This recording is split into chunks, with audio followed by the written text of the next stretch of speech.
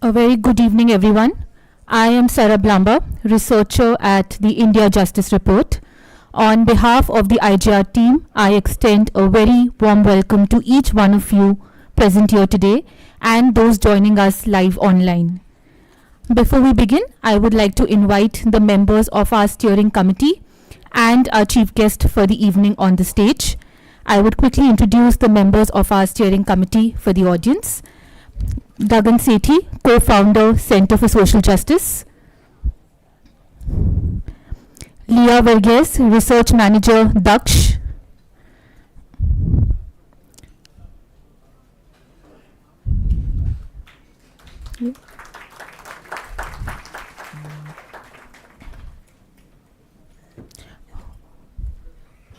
Is Leah here?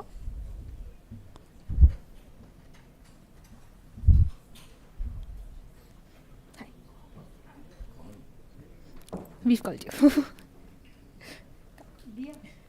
Come. Leah Verghese, research manager, Daksh. Venkatesh Nayak, director, Commonwealth Human Rights Initiative.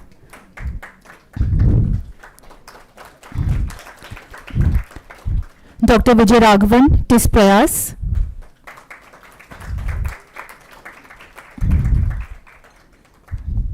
Dr. Vipul Mudgal, director, Common Cause.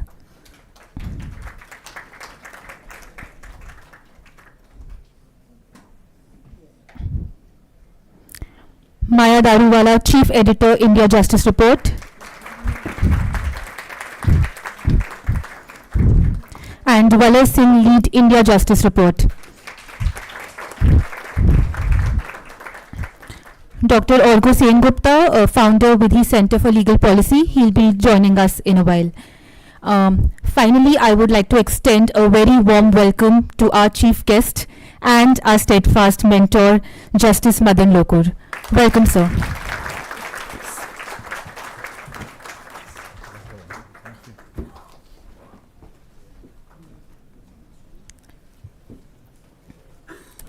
Welcome, everybody.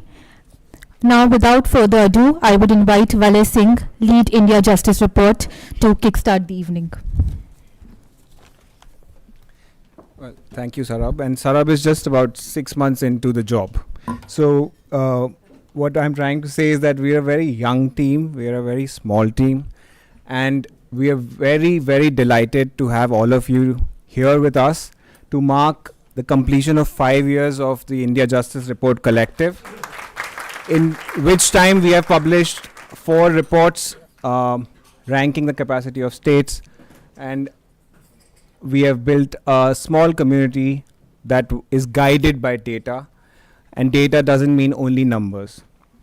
So therefore, to take you through the key findings of the report, I would like to invite Maya, the pivot, the glue that holds this whole collective together, who guides our work relentlessly and drives us also relentlessly. I thought he was going to say crazy.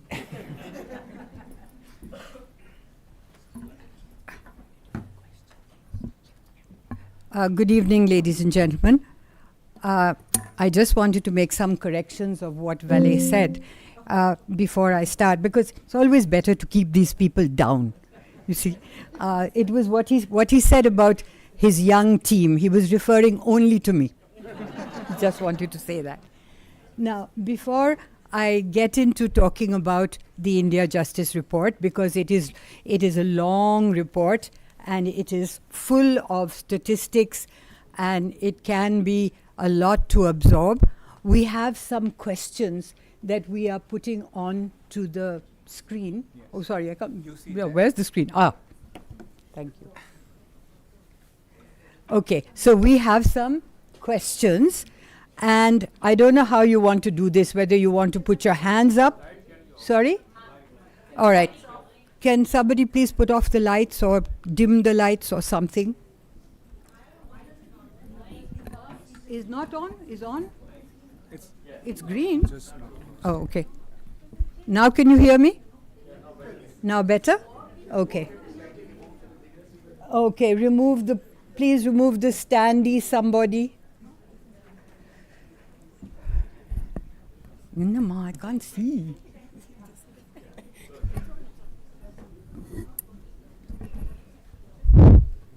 You can see.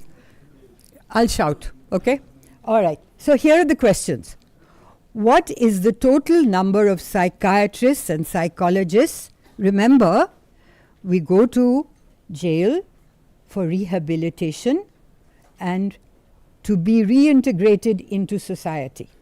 So given that, what is the total number of psychiatrists and psychologists in prison in the country? We don't mean in prison by the psychologists, but we mean how many are serving? Is it A, B, C, or D? How many for A? B. Who said B? How many people are saying B? All right. How many people are saying C? Come on, be realistic, guys. Come on. And D? Nobody. Nobody thinks 417. Ah, Yasho says. Okay.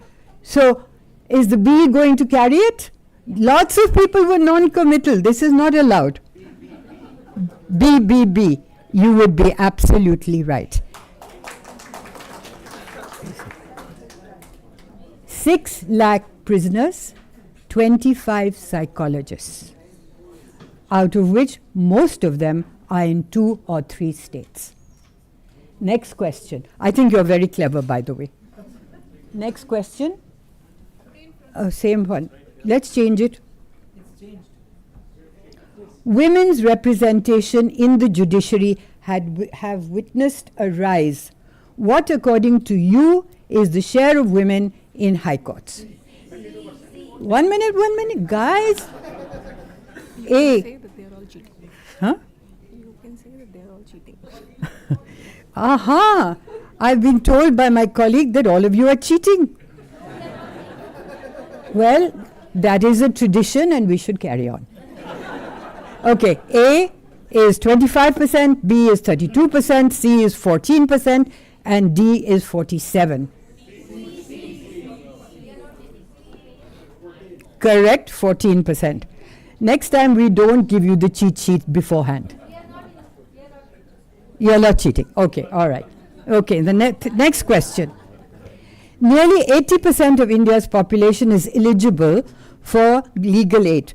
What do you think is the per capita spend on legal aid? A, 53, B, 06 rupees, C, 12, and D, 97. B. Why do you all have such a low opinion of our budgetary capabilities? Huh? Well, you are right. B is correct. Okay, well done, audience. Well done. All right. So, ladies and gentlemen, you've been introduced, you've been welcomed, and I'd like to begin on talking to you about the India Justice Report and generally taking you through it. I was going to begin with a big flourish, a sort of philosophical flourish about law and justice, and that would blow your minds and you would all run out of the room saying, we want justice, we want justice. But I have to tell you that the first thing I want to say is that this report is 2 years, 2 really years of damned hard work. And it's hard work of the team that you see standing over there. They are all, as Valet says, or as Valet reproaches me with, they are all very young. And I would like to recognize them. Please put your hands up or stand.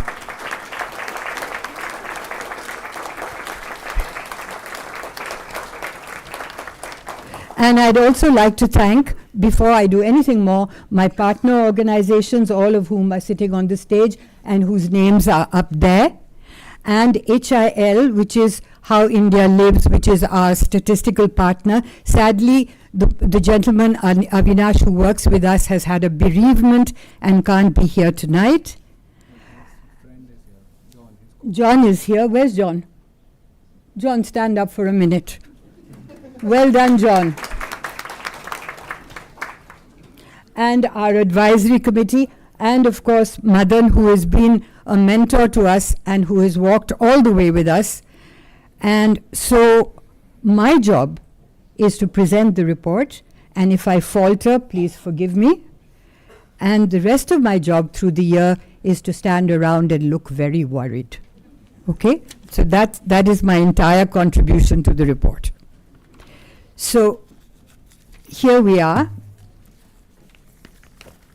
We should go to the next slide.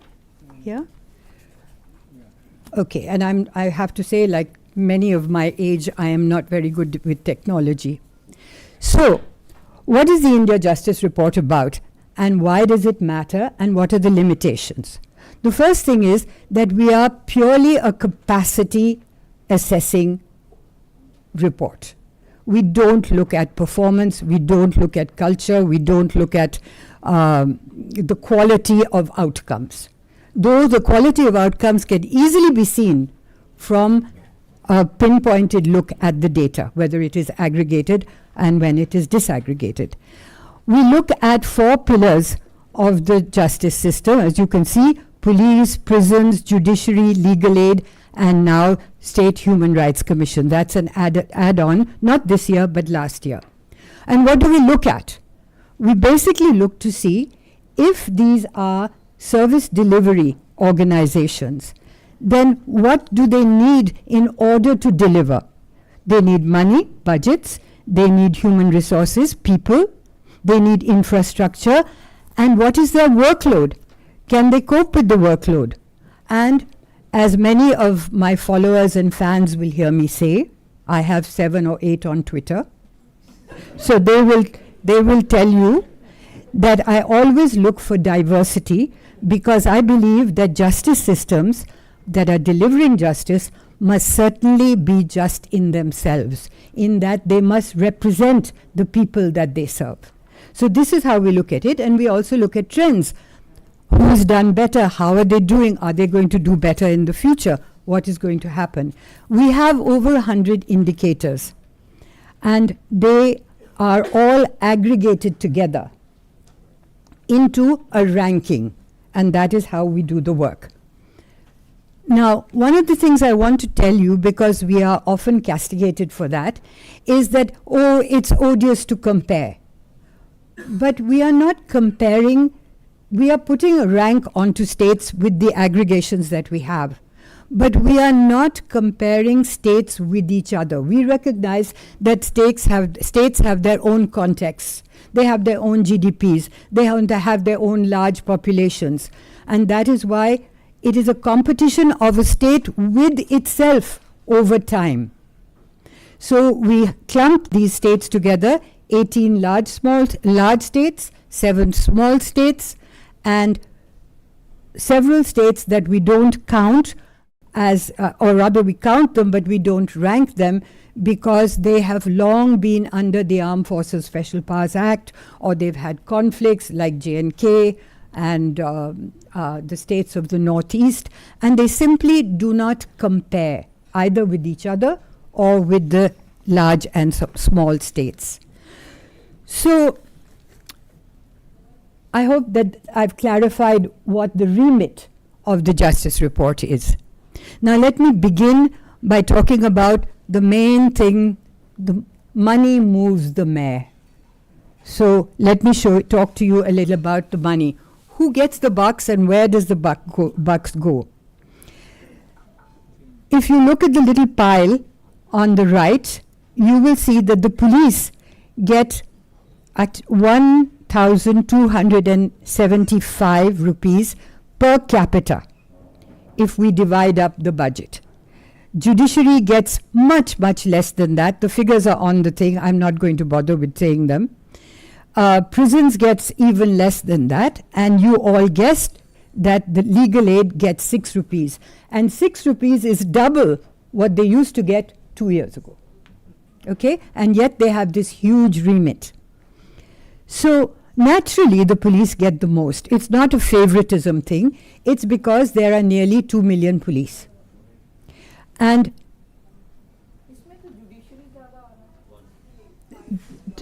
the judiciary, no, you've missed one of the, it's 1275. The 5 has gone to the bottom. There, that's all right. Okay, so then this comes to, if you aggregate all of the judiciary, and I want to make, okay, I'll tell you about that in a minute. So it comes to less than 5% of the total state expenditure in most states. Okay, this is your judiciary. This is your overall budgets for justice. And one of the things that the IJR is going to do is in July or August, we are going to bring out a new publication called Budgets for Justice. Because right at the foundational efficacy of the justice system lies how much you are going to spend on it, how much there is available, what you do with it. Now, where does all this money go? 80% and more of the budget goes for salaries. So that leaves very little for innovation, technology, modernization, etc. Who pays this? Well, most of the responsibility comes from the states. The states carry the highest burden of paying for and being responsible for the budget. But about 40% to most states, and in the conflict states maybe 90%, comes for centrally sponsored schemes, which are basically to help the capital expenditure, build courts, and many other things, modernization, forensics, all of those things might be paid by the center. Okay? Spends vary between states, how much they spend on each thing. You can see over there, Andhra Pradesh on its prisoners spends 733 rupees. And Maharashtra spends only 47. Now why this is, etc., I do not know. But this is what has come out of the inquiries that we have made or our assessment of the budgets. The Punjab police spend 2,600 rupees per capita on the police, but Bihar spends only 700 or so. Now, so I will turn to the next slide. Now, this is also where priorities show. Okay? One of the things of looking at the budgets is you can see the priorities. Now, one thing, well, you must guess what the priority is on something as important as training. Across the, when you are looking at the spend of training on police, it is 1.25% of their budget. 11 of the richest states spend only 1.4% on training. Bihar is the exception. This year, it has spent 6%. That must be quite a cost to them also. But it shows a kind of recognition of how important this is. So, one of the things I want to point out is that training for the higher echelons through the National Police Academy, through the National Judicial Academy, through the Lal Bahadur Shastri Academy, these are elite training institutions which are well equipped and well resourced. But you will not find the same thing in the states for the lower echelons. And yet, these are the people who we meet with every day, who look after us every day, and who make our dispute resolutions every day. So, these are the foundations that we rely on for the service delivery. Now, one of the things is where money is scarce and when money is at a premium, you would think that whatever money is given is spent. But actually, that's not so. Utilization is problematic. Many states, 50% of all states who received money for modernization grants, did not spend all of it. 9 states spent less than 55%. And most states could spend only 80% of their prison budgets. Now, I'm burdening you with so many statistics simply to make the point that where money is scarce, it is not utilized as it should. But in every segment, I am also able to point out to you good practice, people who have done it. Nagaland and Tamil Nadu spent 100% of their funds. Kerala improved its utilization through decentralized planning, and Gujarat through workforce reforms. The reasons for underspend are also well known. The CAG reports and the reports of states coming back to the center have said delayed planning, slow approvals, too many conditionalities, a mismatch between priorities of state and center, weak absorptive capacity, last minute disbursements, lack of urgency. But that's an interesting one which has been flagged also. So where the system wants to do it, it can. Where resources lie idle, people wait, and the system remains broken. So there's the whole problem of budgets. But can we go to the next slide? Thank you.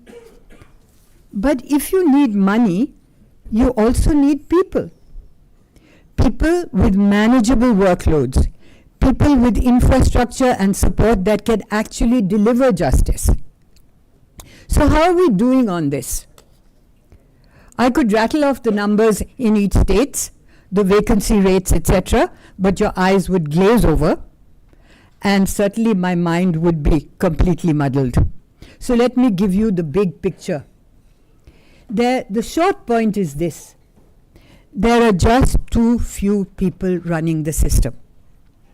They are too overloaded, and at the bottom of the hierarchy, they are working in suboptimal conditions.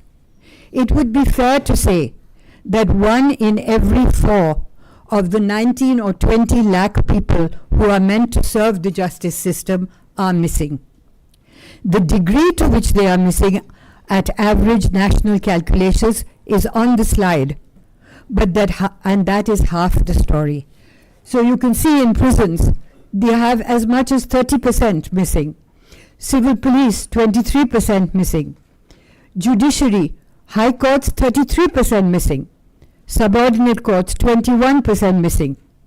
And legal aid, about 6%. Now, how do we calculate this?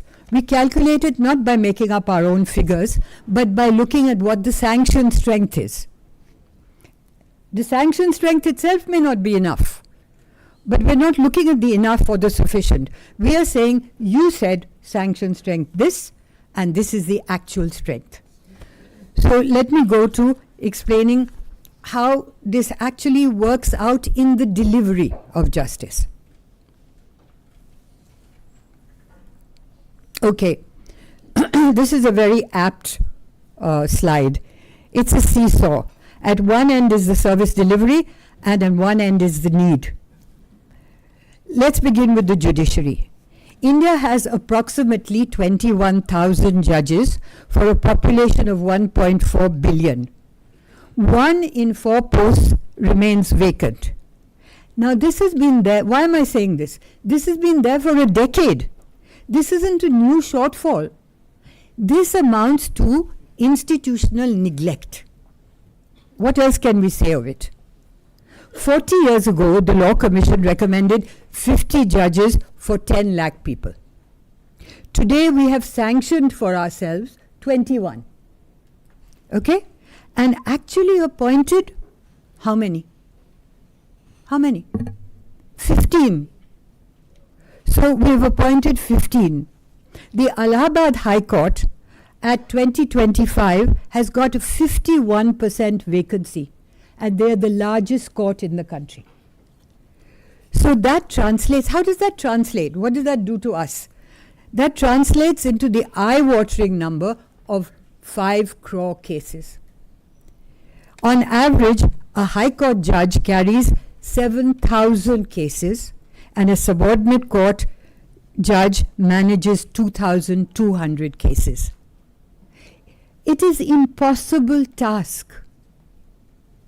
61% of these cases are there for 3 years and more, pending for 3 years and more. So yes, they work very hard, but it is an impossible task. And only a few states have managed to reach 100% clearance of these cases that were there. Every year more cases come in, right? So you have something called the case clearance rate.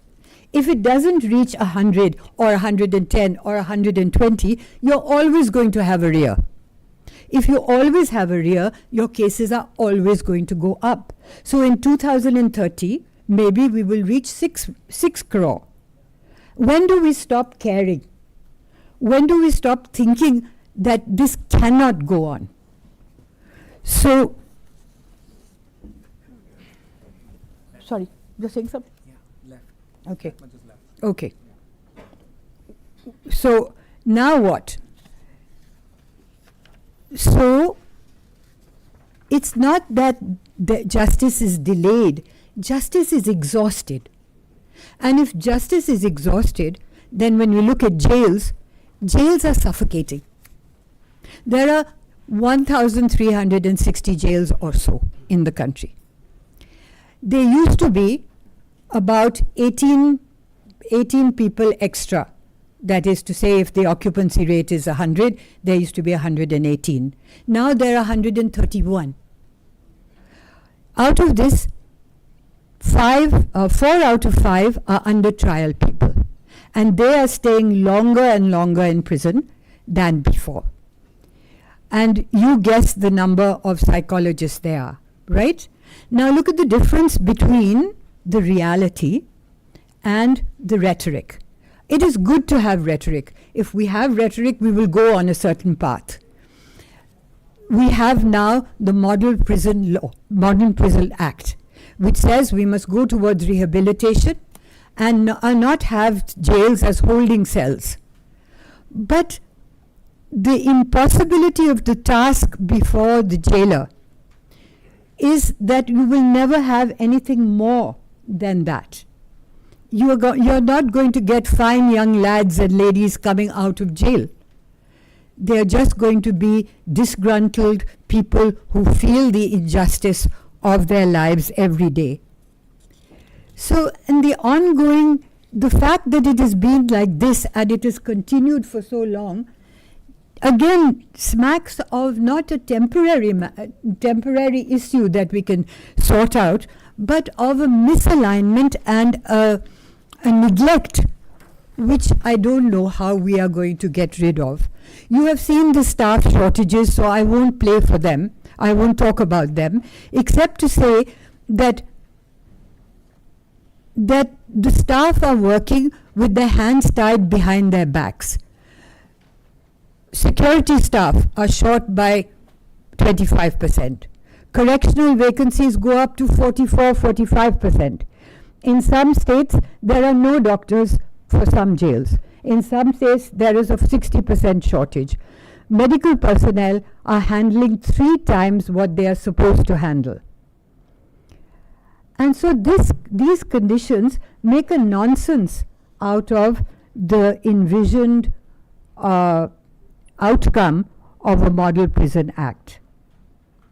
We are yet to see what the new criminal laws, with their rather more stringent bail applications, etc., are going to do to jails. Are they going to deepen the crisis, or are they going to lessen it? We have to see that. So let us go to the police and see whether they have got a workload that we can live with. As you can see, it's the same problem. India has one of the lowest police to population ratios. 1 police officer for every 830 people. Now that is an improvement on earlier where it was 850. Punjab, now again there's a vast spread between states. Punjab, for instance, has 1 policeman for 500 people. Bihar has the worst ratio, which is 1 for every 1,700 people. There is a shortfall of 5 lakh personnel. Now, if I was going to talk to policymakers, what would I say? Would I say, let's have more policemen?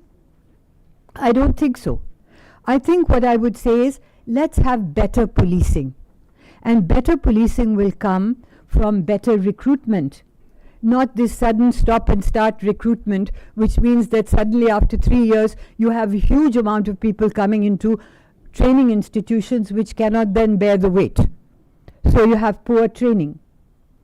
You have, I would say to them that policing has to be shaped by community consultation and not by top-down mandates.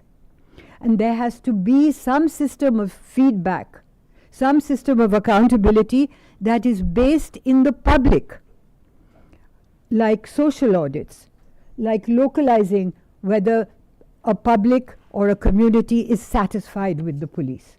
Those are some of the things that one would wish for, not for more untrained, unaccountable police in the population.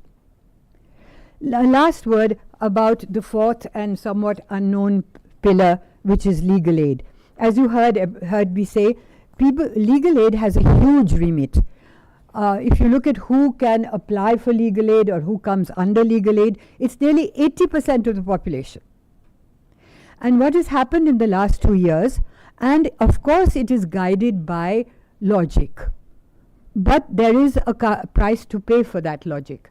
The money that is available, which is very little, 200 crores, plus another 200 for the newly minted Legal Defense Council, they have chosen to target and to upskill legal defense councils, jail clinics, lok adalats, mediation, and under trial review committees. Okay, these are the things that they are pointedly looking at.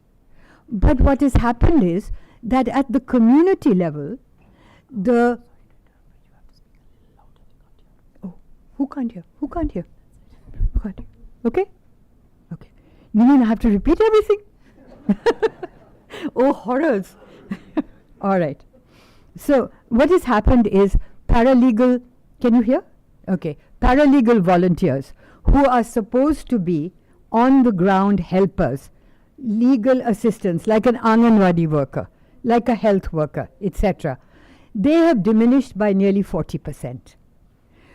Clinics, which were supposed to be 1 for every 6 or 10 villages, have now diminished so much that they are probably, if I divide it, 1 for every 160 villages. So generally what you're saying is that rural folk don't have access to justice. What is a right then becomes a lottery, a gamble. Do you get it? Do you not get it? So now one of the other things that we look at is diversity. Now I'm told that I have very little time. 5 minutes, 10 minutes? 5 minutes, okay. This is not going to happen. Okay, I'll try. Sorry. So one of the things we look at is diversity, right? Diversity, we look at caste and we look at gender. You can see on board what it's like. Most of the diversity or the representativeness of OBCs, STs, SCs and women are to be found in the lower echelons. The glass ceiling remains. By the time you get to the High Court, the ST, SC, OBC is at 18%, whereas at the subordinate courts, there is 44%. How caste plays out is against the quotas that each state has for itself, right? Some states are better than others in fulfilling these quotas. Others lag behind. So that is one of the metrics that we measure with. As far as gender is concerned, there is good news and there is bad news. The good news is Well, the bad news is that they're still all at the lower echelons, most of them. But the good news is that the pace of inclusion is increasing. There are more women's help desks. In the last decade, women in the police have doubled. There are now almost 40% subordinate courts judges who are women. And these will become the feeder for future high court judges, right? So one of the things I always say, ladies and gentlemen, is why does this magic figure of 33%, which you will see in a minute, or you are seeing now, 33% is what the aspiration is for women to be in the police. And you will see from this little spiky thing that the rate at which women are being inducted into the police, the red ones show that from the last IJR, there is regression. The green ones show that from the last IJR, there has been some progress. Kindly look at the bottom one, the bottom red one, which is Tripura. It will take only 222 years to get to 33%. Jharkhand will take much less time, 175 years.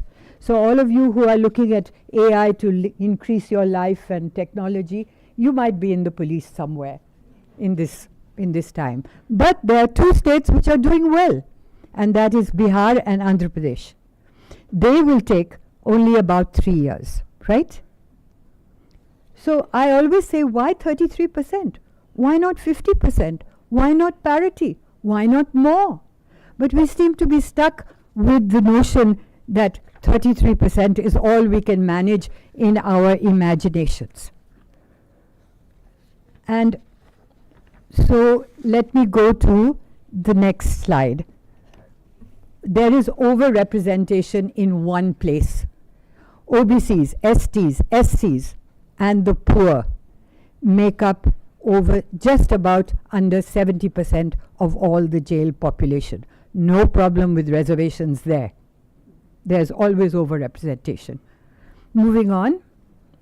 Now this is what we come up with at the end of all our work and all our analysis. These are the India Justice Report rankings for 2025. The dark green states are the four southern states which have always done well and continue to do well. They are always in the first 5 or 6. And the surprise mover is Chhattisgarh, which has come up to the 6th. Right at the bottom level, there is the Bihar, Rajasthan. You can read the numbers. You can read the names, and they are almost always at the bottom. And in the middle, you have the states that usually stay in the middle. They are struggling. They are trying to do their best, but there are legacy issues which keep them just where they are. One of the things that I noticed when we were looking at this work was that 20% of the population are in the top 5 states, lives in the top 5 states. The rest, 80%, if we don't count the northeastern states, they're the ones who get a much lower capacity for justice. So you've got 80% against 20%. Please go forward. So why do they lose? Why do they win? These are some of the common threads. If we look pillar by pillar, state by state, you will find some have done well in one pillar, but really failed in another. So, but if you look at it, it's generally these factors that factor into their positioning. Underinvestment, high vacancies, low pace of change, low utilization of police modernization, low legal aid reach and use. And the winners, higher investments, better gender caste diversity, better utilization of budgets, a reduction in judicial backlogs, and expanded legal aid and less less less prison overcrowding. And as I told you, everywhere that we have looked, there is some good practice. In the last, with the last Chief Justice of Orissa, he took the trouble to, he had a PIL in front of him, and he looked at our statistics, and the amicus looked at our statistics, and through his diligence and following through, he reduced the number of vacancies in the prisons. He increased the occupancy and increased even some of the budgeting around that. So please move to the next thing. Move to the next thing. I am not going to take you through the small states, except to say that Sikkim for the second time, third time or second time? Sikkim for the second time has come at the top. It's a small state, and they don't have the challenges that other states do. But Goa, which was number 1 in the first IJR in 2019, has now always remained at the bottom at 7. Going forward. All right, ladies and gentlemen, I'm going to skip this slide, except to say that the state human rights commissions are in so much neglect that they are almost ghost institutions. They really, I'm trying to, yeah.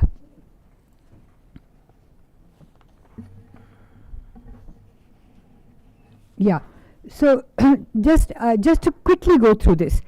They have very small budgets. Jharkhand has a budget of less than 2 crore for the whole year. 3 of them have no members at all. 4 of them have no chairperson. 3 of them have no investigating wing. Only 12 of them are fully staffed. Vacancies run at 75%. And Jharkhand has neither adjudicator nor investigators. So what are these institutions for? What do they stand for? Are they even standing? They had less than 2 lakh, they had 1.5 lakh complaints, of which 80% were dismissed in limine. That is, the jurisdiction wasn't there, or they were civil cases, or there were some other kind of cases. And even of the 20% that they had to look at, they have a pendency of 50,000 cases. So what you really can't say that these people who were supposed to have boots on the ground and look after the human rights of in the states are actually able to do anything. But lest I leave you all sad and blue, there is improvement. This is a scorecard of improvement. And really, this is one of the things that we at the India Justice Report really look for and really encourages us to go forward. As Valet said, it's a question of hope. Bihar, which is lower in the table and does have major problems of finance and low GDP, etc., has improved more.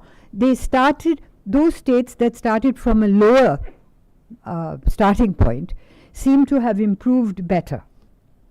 But then some states like West Bengal, for instance, are down at the table and also have low improvement rates.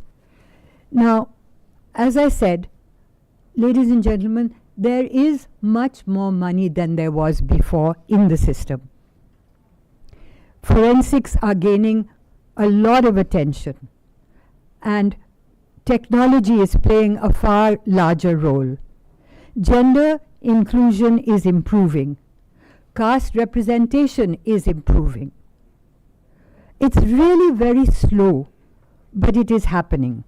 And mediation is the great hope that if mediation takes off, then we will have a parallel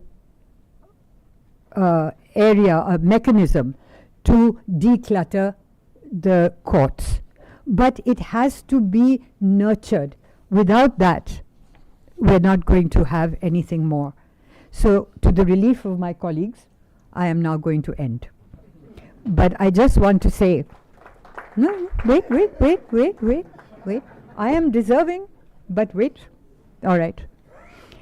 We all know that there are problems. We all know that there are solutions. Those solutions have been on our books for years.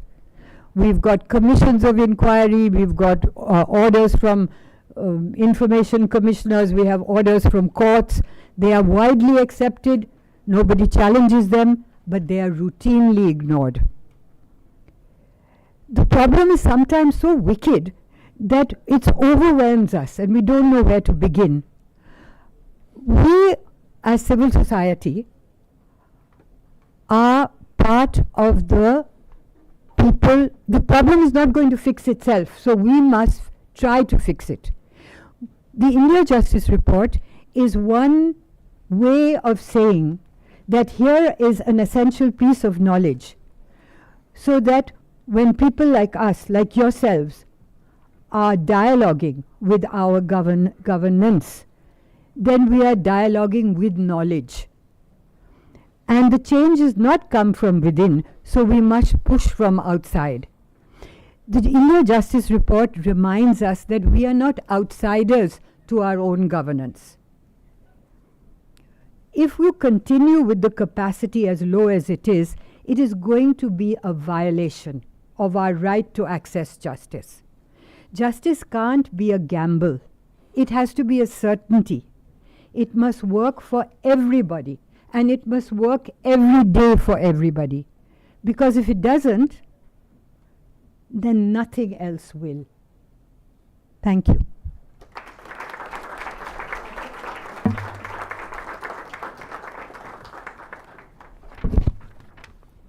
You can't scold me until the end. Until the very end. Until the very end. Thank you so much, ma'am, for sharing these very, very crucial findings with us.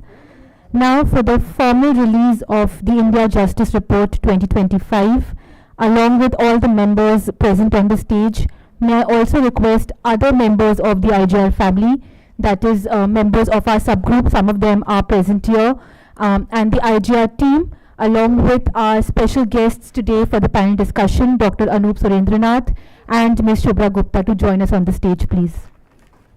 We'll just have one formal picture.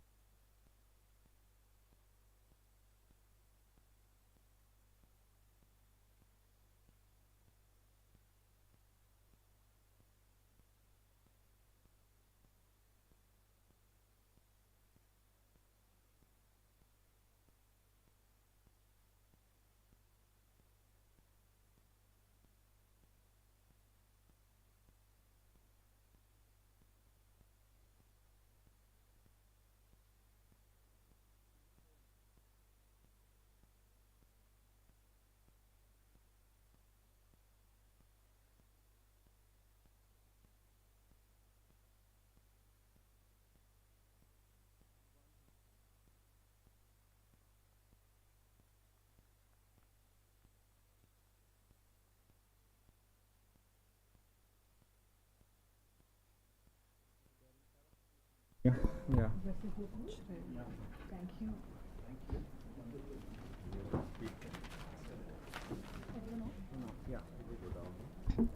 Thank you, everyone. Now, may I please request everyone on the stage as well to join the audience for the keynote address for the India Justice Report 2025 by Justice Madan Lokur. Sir has been our unwavering supporter. Under his guidance, we have strengthened our mission and expanded our impact over the past 5 years. Welcome, sir, please.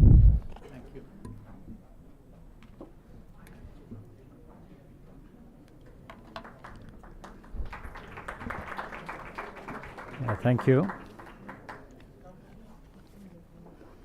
Well, good evening, everybody.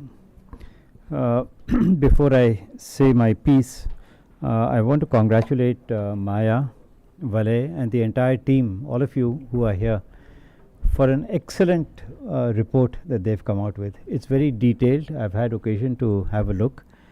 It's very detailed, and in one sense it is very positive also.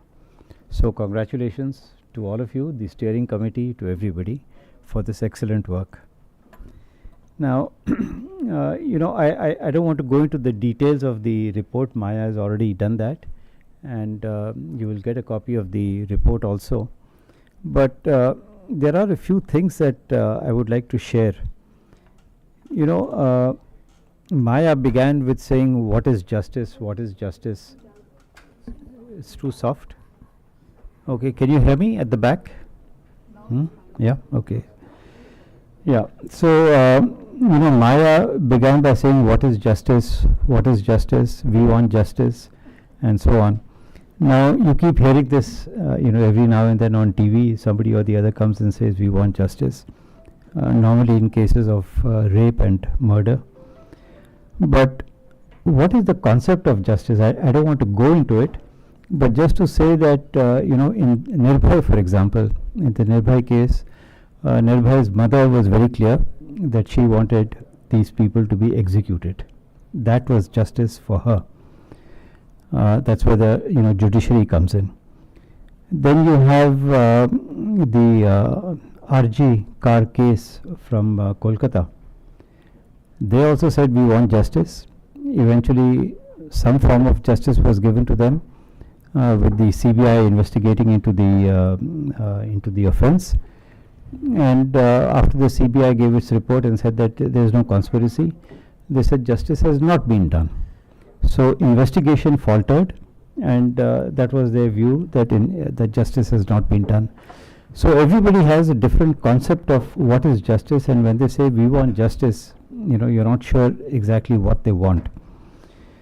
But if you look at the India Justice Report in the context of justice, the 4 pillars that have been selected, namely legal aid, judiciary, the police and prisons, it's the entire combination of all of them and how they function, and whether you get justice if they all function properly. Now unfortunately, when we look at some of the figures, some of the information that comes out of the IJR, there is a gap somewhere or the other. In some states there's a gap in legal aid, in some states there's a gap in prisons, in some places there's a gap in the judiciary. I think everywhere there's a gap in the judiciary. So really, you're not getting justice at the end of the day, and that is what I think frustrates people who are looking for justice. I'll just speak about a few of these pillars. The only thing that I want to mention before I get into the various pillars is that the purpose of the IGR is to point out, what are the deficiencies in some states and what are the strengths in some states. So it is really for the states, to look at the IJR and say that, well, we've not done particularly well in legal aid, for example, or we've not done particularly well in prisons, but we've done extremely well in police, we've done extremely well in the judiciary. So let us try and improve. So the IGR is not to criticize the states, but to give them the facts and figures and get them to try and improve.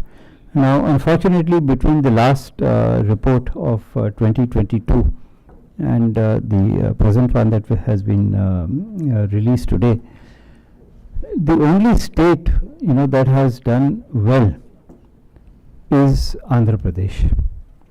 Now they were, I think, 6 or 7. They've come to number 2, but all the other states have made some marginal improvements or have remained static, and so therefore one gets the impression that the various pillars in the justice system are not being taken seriously by the states, and that is unfortunate, and that's why you have this problem where people say we want justice but they don't get justice.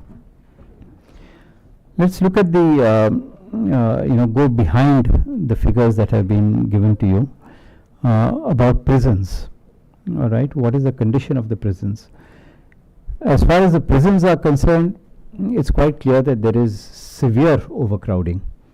The IGR mentions, for example, that there are at least 12 prisons across the country where the number of prisoners is 400% higher.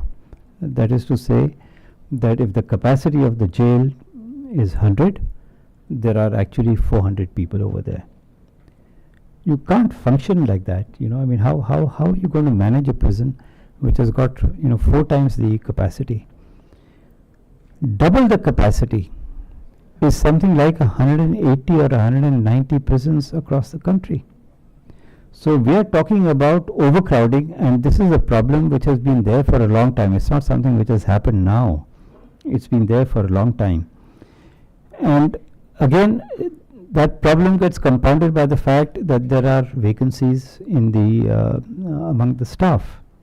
Okay, so you have instances where people manage to get bullied and eventually they commit suicide in prisons. That's happened on quite a few occasions. Even recently, I think somebody had committed suicide, and you keep wondering that how is it that a person is able to commit suicide with all this. The reason is quite simple. The facilities are not there. There's nobody to look after them. The amount of money that is spent is negligible in terms of food and other facilities, and so you get this sort of an adverse reaction. Recently, couple of days ago, the judgment from one of the English courts was released. India had moved an application for the extradition of Sanjay Bhandari, and the court looked into the application. The district court looked into it, and then the appellate court. I had occasion to study the judgment of the appellate court, and they say, there were quite a few grounds. One of them, they said that there was a case was made out by the government of India for extradition. For another one, they say that some facts are still not available, so we want to remand it to the district court. But they said there's no point remanding it to the district court because of our conclusion on ground 3 and 4. And ground 3 and 4 dealt with torture and conditions in the prisons. Now, they have gone through it in detail. They have mentioned several cases. They have mentioned the case of Christian Michel, who is in jail in India for the last so many years. Recently, he was granted bail. He said, I don't want bail. Why? If I get bail, there will be certain conditions that will be put on me. Instead, my total imprisonment, even if I am found guilty, will be over in about 4 or 5 months or 6 months. So I prefer to stay in jail for these 4 or 5, 6 months rather than subject myself to conditions in the bail.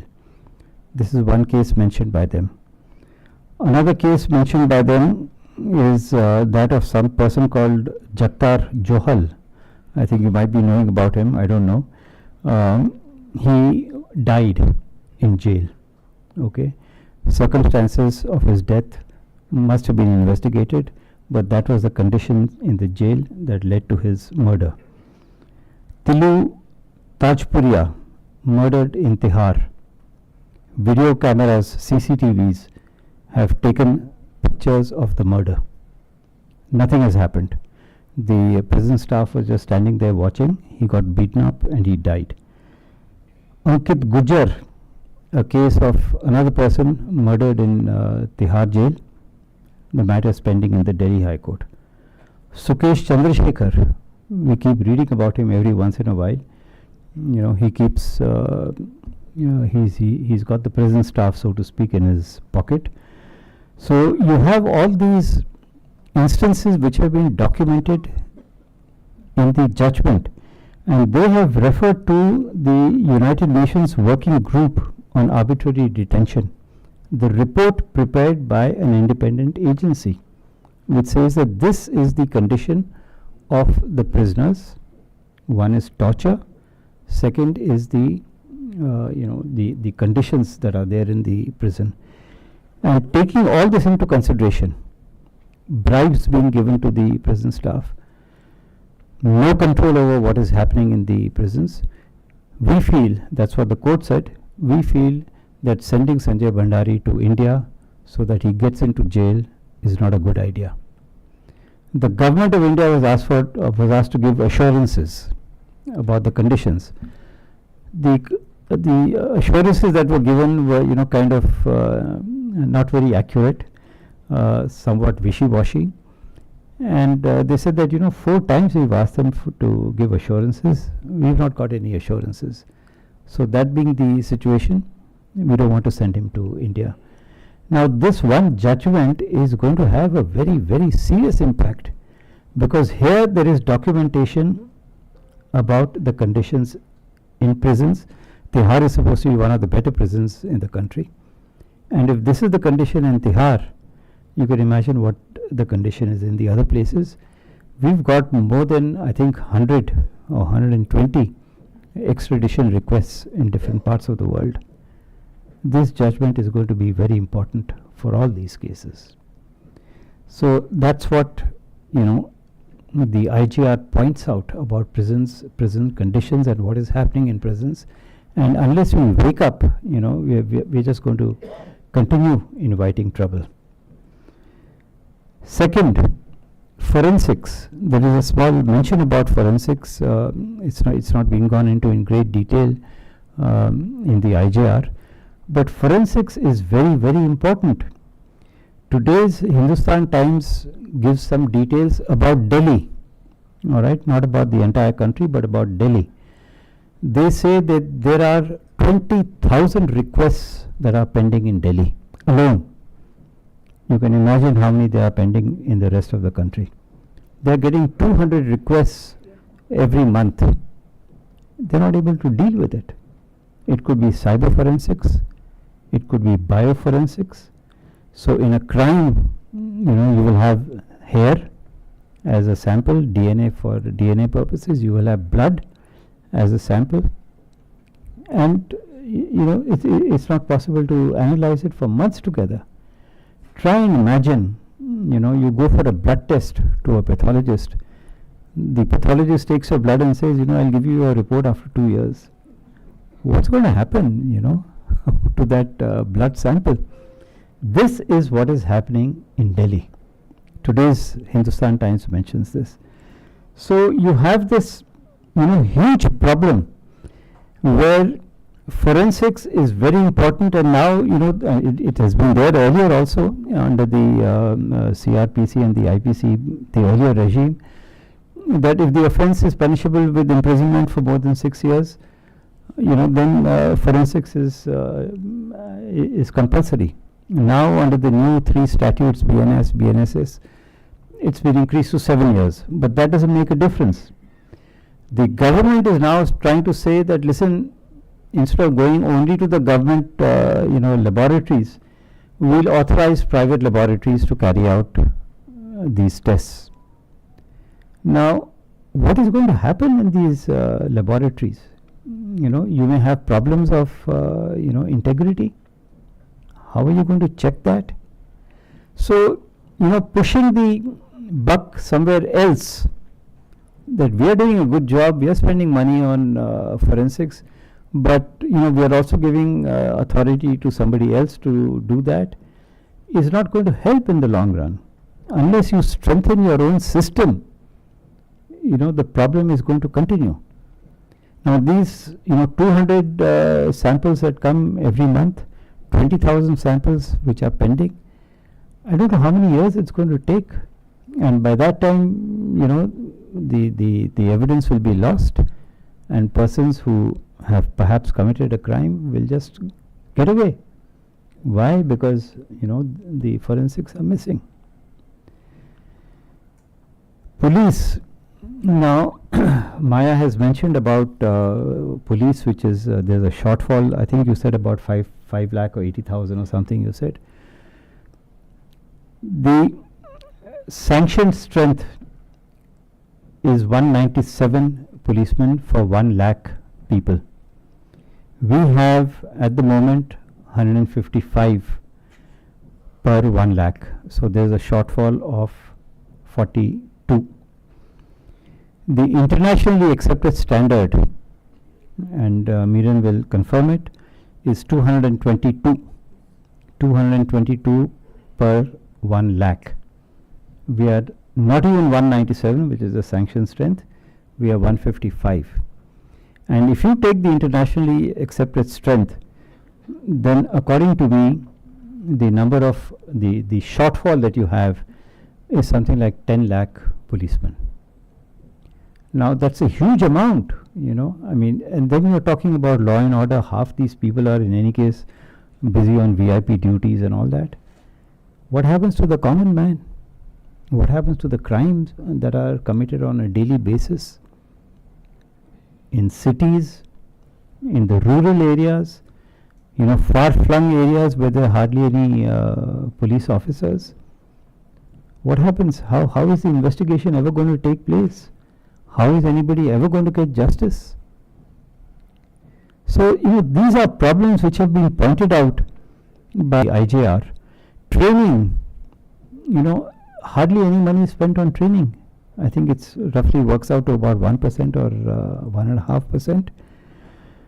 West Bengal, 125 rupees is the amount that is being spent on training in a year. So, where is it going to lead? Then you have custodial deaths. That has also been mentioned in the IJR, something like 1,237 custodial deaths pending for more than 1 year. What is the investigation being done? Is anybody ever going to be found guilty for that? What about encounter killings? They just keep happening every now and then. You see somebody. Recently there was one person who was being taken to Bihar by 8 policemen. He was unarmed, 8 policemen were armed, and according to these 8 policemen, he attacked them. So in self-defense, they fired at him and killed him. Encounter killings, but what's going to happen? Nothing is going to happen. All that will be said is that this person deserved to die. Why? Because he had committed a rape and murder. Good for him. But is that a part of the rule of law, that we are trying to foster? Is that a part of our constitution? That just because you can't do your work properly, you can't deliver justice, you find some shortcut method so that, the problem is taken care of. So these are some of the problems which have been highlighted in the IJR. Next pillar is the judiciary. Now that's in pretty bad shape, let me tell you. The IJR mentions, for example, that the number of vacancies in the lower judiciary or the district judiciary is something like 33%. In the high courts it is 21%. The fact of the matter is that yes, it is 21% or 22%. The fact of the matter is that sometime back the strength of High Court judges was increased by 25% across the board. For no rhyme or reason, it was 25%. So Delhi High Court, for example, had a sanctioned strength of 48. It was increased by 25%. It is now 60. During a recent conference held in February this year in Delhi, which was attended by Chief Justices, I was informed that there is not a single high court where the number of judges was equal to the sanctioned strength before the 25% increase. So Delhi High Court never had 48 judges, but increased to 60. If they don't have 48, where are they going to get 60 from? Similarly, other high courts, you had mentioned about Allahabad, 50%. There also, I don't know what the original sanction strength was, but those were not filled up. And there was an increase of another 25%, which in Allahabad could mean anything between 25 and 30 judges. So really, it's a game that is being played. Oh, we've got enough judges. Okay, you may have enough judges, but you don't have, you may have enough vacancies, but you don't have enough judges. So where is justice going to come from? You have a report given by the Law Commission, 120th report that was given in 1987. They said that we must have 50 judges per million. Okay, that was a recommendation made in 1987. We are now, almost 40 years down the line. At that time, I had tried to check up the population, and I found that given the population at that point of time in 1987, we needed 40,000 judges. Today, the population is 1.4 billion, and if you take 50 per million, you are going to need 70,000 judges. Now, out of 40,000 which was mentioned in 1987, the IGR tells us that we have in place 21,000. The number of sanctioned vacancies is 25,000. So even the sanctioned vacancies have not been filled up. Forget about what the Law Commission said 40 years ago. Today, it has almost doubled. From 40,000, it has gone up to 70,000. There's no way that you're going to get so many people. That's one aspect. The second aspect is the staff for these judges. Recently, some courts were set up, and somehow or the other, the Department of Justice came to the conclusion that you need 7 or 8 persons per judge. So if you're talking about 70,000 judges, multiply that by 7, you're going to have 4.5 lakhs, 5 lakh staff that you have to recruit. Where are you going to get all these people from? So unless there is this will to do something about it, the problem is going to continue. The 5th IGR will have the same figures. The 6th one will also have the same figures. Maya had mentioned about alternatives, mediation, plea bargaining, criminal justice not being used. Mediation is just kind of wishy-washy. Then you have Gram Nyayalayas. It was an idea in 2009. It was an idea to tell people that, listen, you don't have to go to the district headquarters, you don't have to go to the High Court, you don't have to go to the Supreme Court. You just go to your Gram Nyayalaya, which is next to your house, and your legal problems will be taken care of. 2009 was the law, or maybe 2006, whatever. We are now 15 years down the line, completely dysfunctional. There are hardly about 40 or 50 Gram Nyayalayas across the country, whereas there should be thousands of them, if not lakhs. Those that were set up with the fervor and enthusiasm, we are going to have Gram Nyayalayas, 400 of them or 450 of them, most of them are closed, and only, like I said, 40-50 of them are functioning. Where are these people going to get justice from? Everybody can't come to the High Court. Everybody can't come to the Supreme Court. People find it difficult to even go to the district headquarters. But we have this problem. Now, legal aid is another pillar that Maya had spoken about. I can tell you that when I was in charge of the Supreme Court Legal Services Committee, I had asked Anup Surendranath, you're here? Yeah. When he was in NLU Delhi to conduct a social audit of the Supreme Court Legal Services Committee.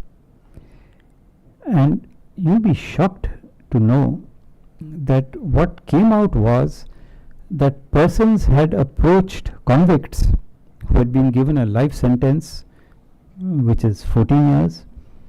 They had approached the Supreme Court for filing an appeal in the Supreme Court, for filing an SLP in the Supreme Court, and the Supreme Court Legal Services Committee had not acted on it for 10 years. When we got all this information, we wrote to everybody, do you want us to continue with your case? Out of about 3,000, only 700 people said, yeah, we want to continue with our case. So 2,300 said, no, we're not interested. We don't want your services. Out of those 700 people, half of them said that, yeah, we want to continue with our case, but we've already engaged private lawyers. So we don't need you. This is the condition, and this was 2 reports were given by Anup. The same thing. Paralegal volunteers, which were supposed to, go from house to house, virtually from house to house. There are hardly something like 5% or something, some very nominal number that's been mentioned in the IGR. Where are these people going to get justice? You talk about persons being, not legally literate. They may be literate otherwise, but not legally. The paralegal volunteers are supposed to assist them, but they're not there. So, all that I want to say in conclusion is that we have very serious problems, and the IGR points out to some of them. There are some good things that are happening. Women are joining the judiciary, but they too also have problems. In Delhi, it's okay, you can go from Tisazari to Karkaduma to Saket to Dwarka and all that. But what about the states? You're in Maharashtra, for 3 years you're posted in Mumbai, for 3 years you're posted somewhere else, you've got a family, you've got kids, you go to some other district for 3 years, then you go to a third district for 3 years. So they have their problems as well in the states. Are we looking into those? So it's nice to say that yes, women are joining the judiciary, but they have problems which I'm afraid are not being looked after. But having said all this, the idea is that you go through the facts and figures of the IJR and see what you can do. How can you improve the system? You have all the data over there. You have all the information over there. You just have to implement the laws. You have to enforce the laws. And I think things will be all right. But there has to be this will to do it. And I'm afraid that will is lacking. Why it is lacking, where it is lacking, whether it's the government, that does not want to spend money. There is enough money going around, by the way, plenty of money going around, but not being spent. I know, as a matter of fact, 13th Finance Commission, 5,000 crore was given, 980 crore was spent. 14th Finance Commission doubled it to 10,000 crores.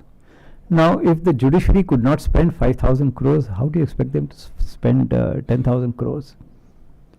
So, money is available. The point that I want to make is money is available. But budgeting is a different ball game altogether. Utilization of the funds is a different ball game altogether. So, we have to have that will to do something, and I'm sure with the assistance of IGR, things can change. One last word which I would just make a request to Maya and her team. Look at the rights of children. We have juvenile justice boards in a bad shape. Children are not getting justice. Sorry? Yeah. Yeah. We've all been talking about adults, but children are the ones who are suffering. And I know that in Delhi, the kind of conditions that are there in the homes is as bad, if not worse, than Tihar. So children who are 15 years old, 16 years old, 14 years old are undergoing the same problems that adults in Tihar are undergoing, if not worse. Have a look at that. Have a look at tribunals. That's also a part of justice. We have so many tribunals. Are they giving justice? You have Central Administrative Tribunal, you have this DRT, what is it called, Debt Recovery Tribunal, you have Consumer Forum, you have this commercial tribunals. Are they giving justice? NGT, orders are being flouted on a daily basis. Are they giving justice? So my request is, I know it's a tough ask, but please think about it. So thank you very much. Yeah.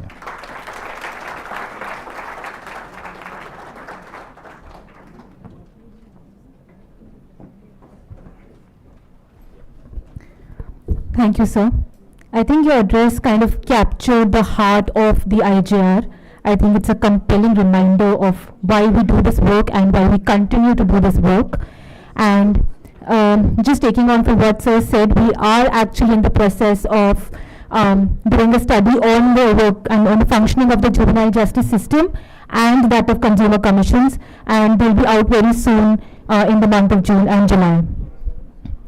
Now for the last but definitely not the least session of the evening, we have a panel discussion on justice narratives in the Indian popular culture, for which I would like to invite on stage Dr. Anup Surendranath, Executive Director of the Square Circle Clinic at Nalsar, Hyderabad, Ms. Shubha Gupta, renowned film critic and author, and Valay Singh, who will be moderating this panel discussion.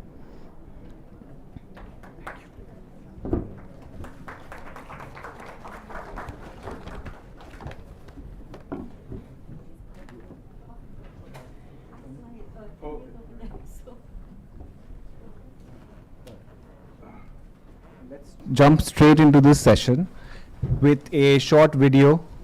The spirit of the session is to amplify public demand for justice delivery, and we can't do it only through data. So we want to bring more people into the circle. Therefore, Nayanika, can we just start with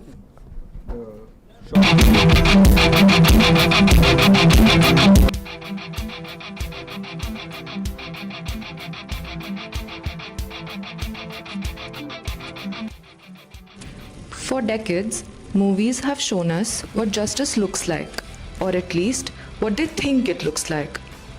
Heroic cops, courtroom dramas, jailbreaks, and barely a whisper about legal aid.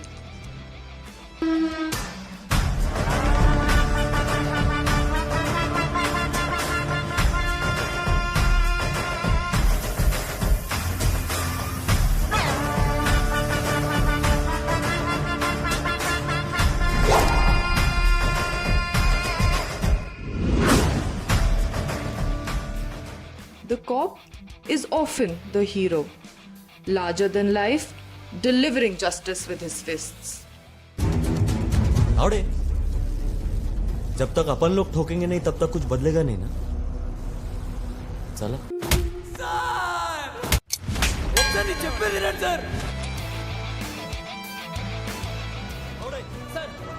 CCTV footage निकालो और IG साहब को phone लगा बोल दे कि सदाशिव और गौरव रानडे का Miramar police station में एनकाउंटर ഗണ്ണുണ്ടല്ലോ ഒരു അത്യാവശ്യത്തിന് തീരെ നിവൃത്തിയില്ലാതെ വരുമ്പോ എടുത്ത് ഉപയോഗിക്കാൻ തന്നെയാ തന്നിരിക്കുന്നത്. ഒരു വിഷമവും വിചാരിക്കണ്ട. അവനവന്റെ തടിയേക്കാ വലുതല്ല കണ്ടവന്റെ ജീവൻ. मोटे वाले उस तरफ, पतले वाले इस तरफ और फिट वाले मेरे पीछे. क्या हो गया पुलिस फोर्स को? But some films flip the lens. तुम क्या हो? मैं कास्ट हूँ सर. कास्ट क्या होता है? सर हम डिफरेंट होते हैं, हम लोग इन 4 वनों में नहीं आते. ഗുണ്ടകൾക്ക് പോലും കൊട്ടേഷൻ എടുക്കാനും എടുക്കാതിരിക്കാനുള്ള സ്വാതന്ത്ര്യം നമുക്കതില്ല. In real life, justice is slow and complicated. But in Bollywood, it's a full-blown drama stage.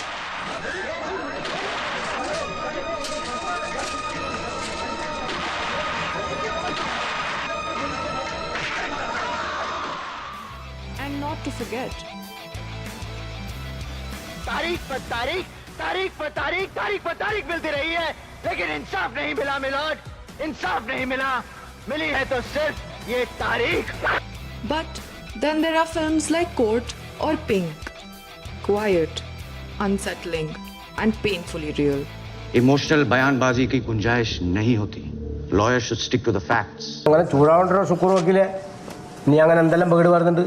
This will not be heard today. Why, sir? You have come wearing sleeveless top to the court hearing. नहीं, against the rules आते नहीं. PP, इस बारे में क्या कहोगे? अब मैं क्या कहूँ, my lord? I have nothing to say. And prisons are a mix of everything. Jailers dancing with inmates.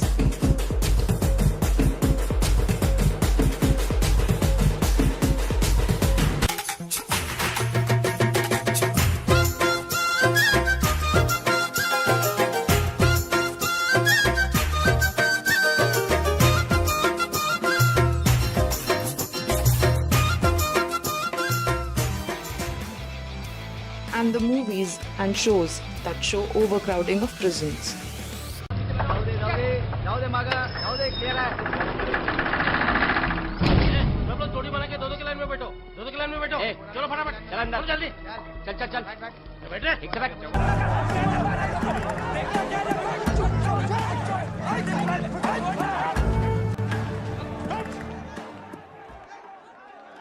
Jail तो सरकार.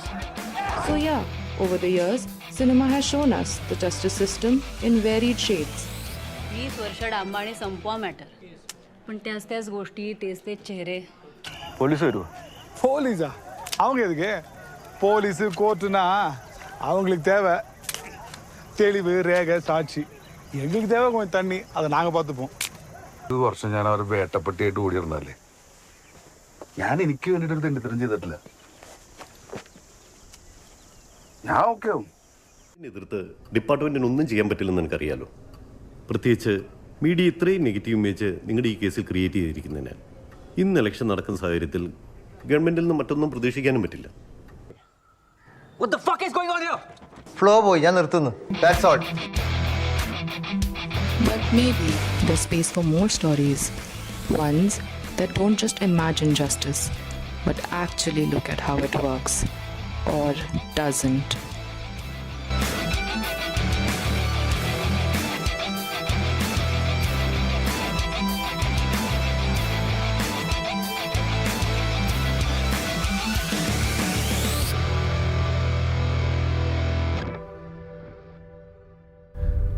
Thank you for coming. Thank you for making the time. We are at 7:45. We are running about 15 minutes behind schedule. I know everyone has commitments and dinners and all of that. So we'll cut short a little bit, but what we will try to do is have a very good audience engagement, and I will exercise the right who will get to speak, because I know the usual suspects and I am not going to go to them. Certainly not. So starting with you, Shubhra, is there more space for stories? Well, thank you very much for having me here. Can you hear me at the back? Press the button. It's showing green. Okay. Hi, can you hear me at the back? Okay. Thanks for having me, and I would like to say that that sounded completely unjust for something like that when we are talking about justice. So please go ahead and let the people talk. But in terms of the space for more stories, for sure. But having said that, we have to take a step back and see what mainstream cinema or mainstream popular culture, what does it demand of the filmmaker, and what or how do we shape it as viewers? Because it's a compact between two people and two kinds of forces, where one is driven by profit and the other is the thing that we have been fed for the last 50 years to look at as entertainment, right? So when you look at an entertaining film or an entertaining web series now, which is more and more the case, we are looking at broad brushstrokes. We are looking at no subtleties. We are looking at no confusions. We are looking to be told to how to feel about certain things. we are being told that, look, this is a good thing or a bad thing. We are not, as children or as young adults, told how to function critically or to use our own metrics, where you can start judging something. So when you have an entertainment system trying to feed this, you are looking at reductiveness, and which is exactly what happens in our movies. If you start from something like the early 70s, when, you know, the pre-emergency, when social injustice was so, you know, highly in the air. I think some of us may remember that time. Mohan Joshi Hazir Ho, if you remember that film, it was about an older couple that goes to court and keeps going to court because they have two lawyers played by Nasiruddin Shah and Satish Shah, who are both, you know, insistent that it will never come to court. It will, that Tariq pe Tariq, that Sunny Deol's famous line, is exactly what it pertains to. But if you try making that film today, you will be laughed out of court. No one wants to watch anything that is slow. I'm using the word advisedly, slow. Nobody wants to look at things which are, let's say, in the middle. They want something that a good cop, like a Zanjeer, you know, somebody who will never smile.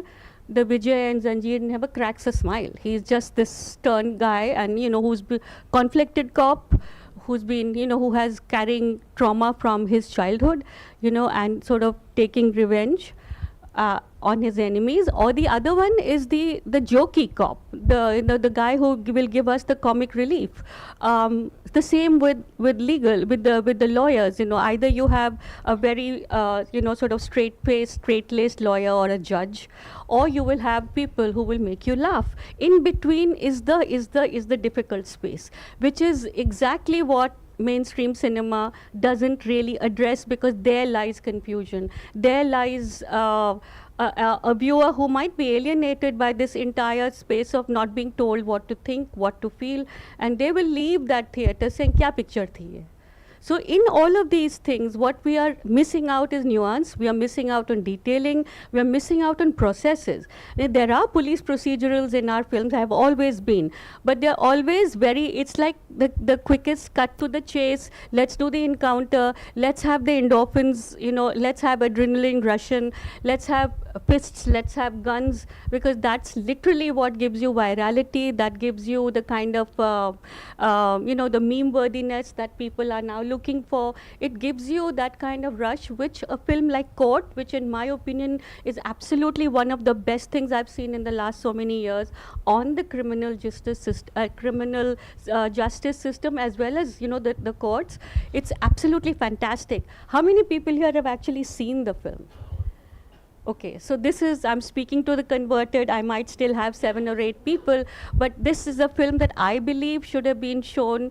It's like, should be made absolutely like imperative viewing for all of us. Last week, I'll just finish with, last week and the week before last, I saw a film, I've seen 3 or 4 films, one in which Sunny Deol plays, you know, he's an army man and he delivers justice, and there are a group of police women who have been, you know, they've been savaged by a group of savages, and their vardis are out. So there's all this dialoguing about vardis, which is very important in a mainstream film. Nothing beyond it, because dialoguing is important, but not the process behind it. That's really, and a film that I saw, it's called Punjab 95, which is probably never going to see the light of day because of the police brutality that it shows. I'm assuming that that is the case, because it comes so close to realism that it is very hard to watch. And I also, from what I've heard over the so many years, that what actually goes on in a prison or in a police cell is something so way beyond even our imagination. That's something that comes this close and we get revulsed. Nobody in the mainstream really wants to take you there. No, that's true, but I think what you're saying is that you can either have a very good, honest film that shows reality how it is, or you can have a commercial blockbuster, and there's no middle ground. But Anoop, you can respond to Shubhra or any other thoughts. I want to ask you, and cut to the chase, that what is it that we hear on the other side need to keep in mind about communicating better our own concerns. We can do these press releases and press launches, but why is it that the communication industry is not influenced by people from our sector? And you've thought about that before, so. Thanks, Vale, and congratulations to all of you on the report. And Shubhra, thank you for all the work, for making sense of what happens in our films on a very regular basis. So thank you for all the writing that you do. So a large part of the work that I do with my colleagues is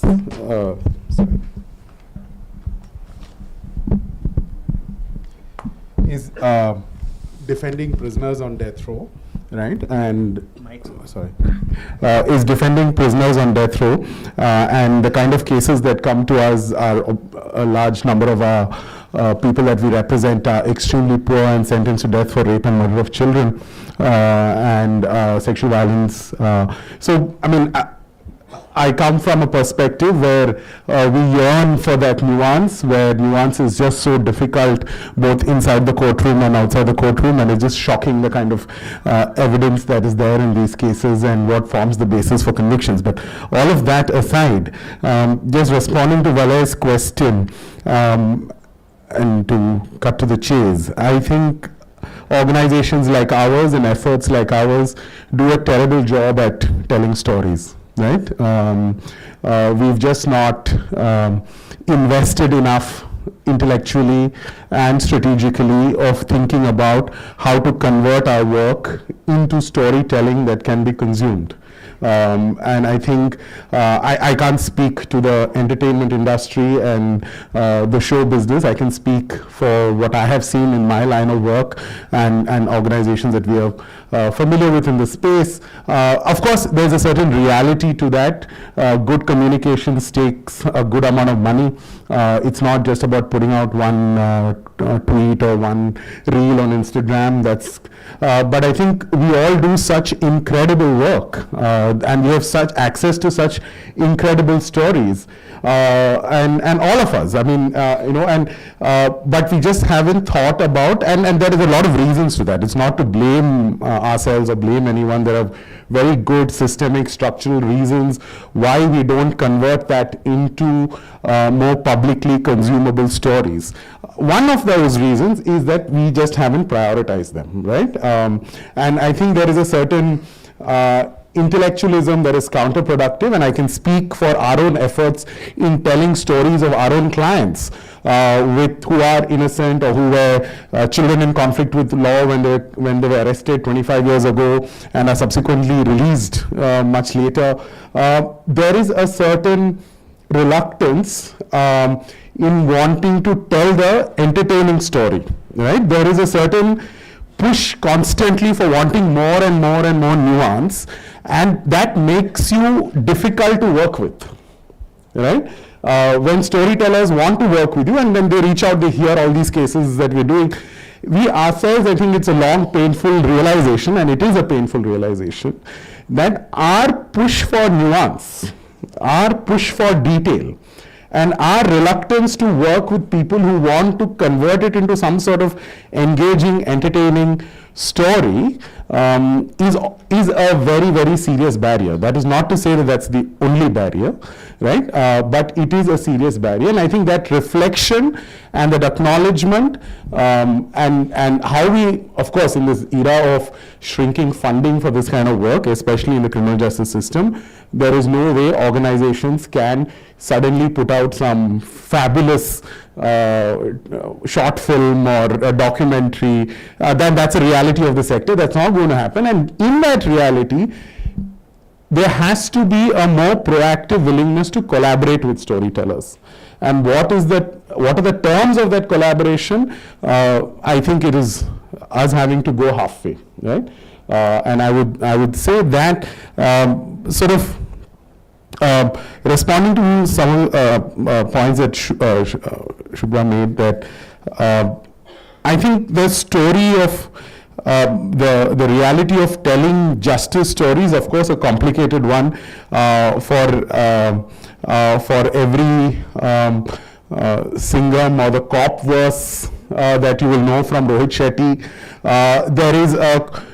There is a Kora on the other side, or there's a Ad Satya on the other side, right? That tells you there is a certain set of films that you can imagine that are about the reality of the cops, right?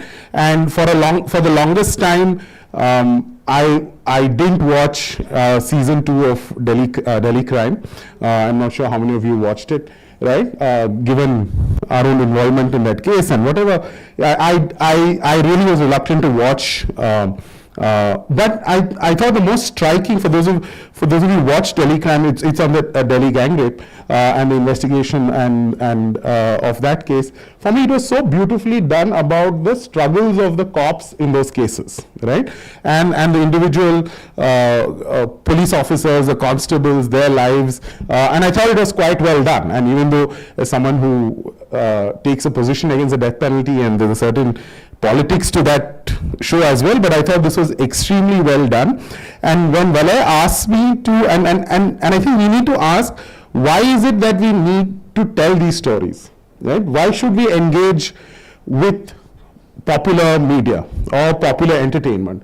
Why can't we just keep doing our work on data and keep pushing the narrative that criminal justice reform and criminal justice engagement needs to be evidence-based, and keep pushing government officials or judges or courts saying, look at more data, look at more data. We need to invest in generating more data, both qualitative and quantitative. Why do we even need to go down this path, right? And I think that's the fundamental question to ask.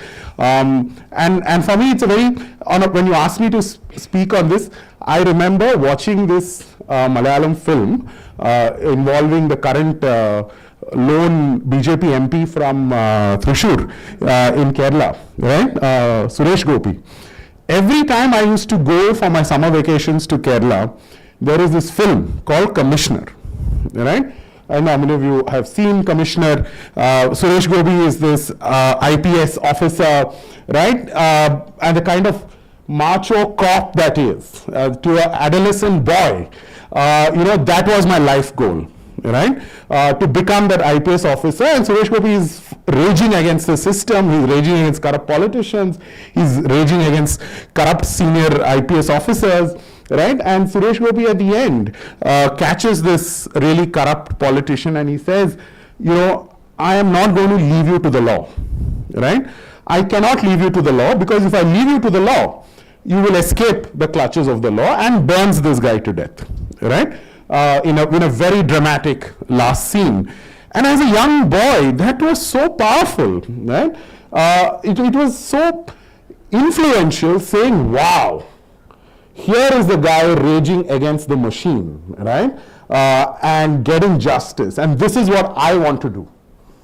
Thankfully, education intervened in the subsequent years, right? And somebody decided it was worth teaching us these things in law school, right? That it might not be the right way to think about these things.